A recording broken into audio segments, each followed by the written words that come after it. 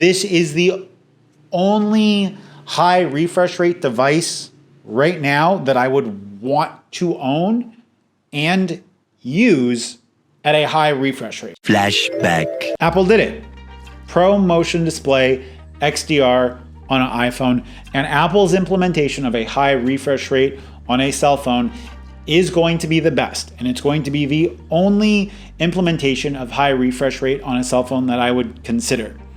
Let me explain why. Hey guys, my name is Mitchell. I'm fluent in tech, so you don't need to be. And if you guys like the videos here, think about hitting the like button. Helps the algorithm a lot. If you love it, go ahead and hit me up on Twitter and let's chat. Now, in the Apple press event that's still going on right now, Apple talked a lot about battery size in the new iPhone Pro series, as well as a separate piece of hardware that's sole job was to be a display driver or a display engine. And they talked about the integration of this display engine into the SoC and into the GPU.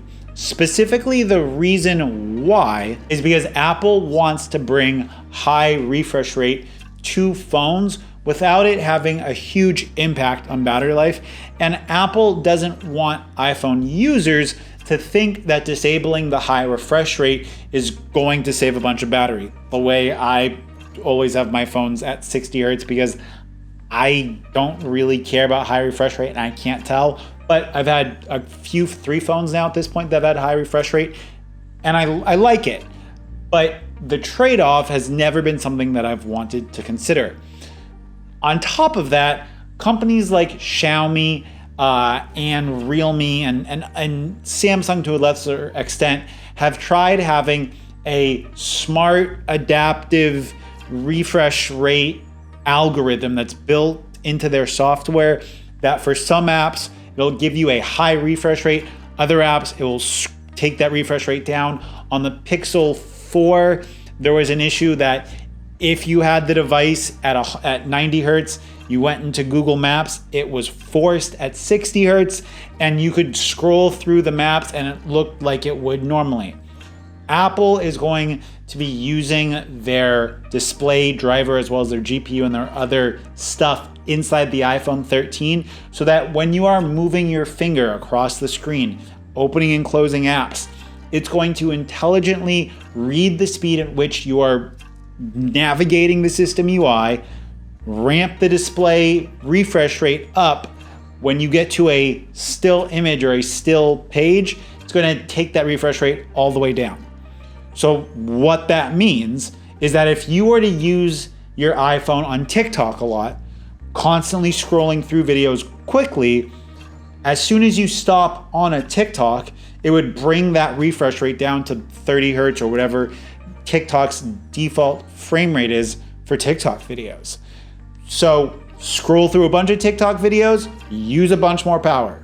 Watch a couple of TikTok videos, take a lot less power.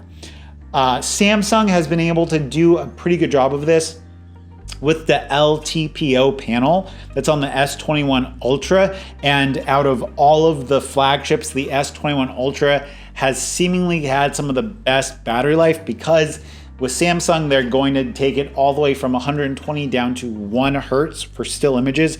Apple, the lowest refresh rate that you're going to be able to hit is 10 hertz, which is not going to make that big of a difference, but having hardware and using the system sensors for the movement of your fingers and how quickly your fingers are going to be moving is the reason that Apple is so far ahead of the competition in regards to implementing this on devices.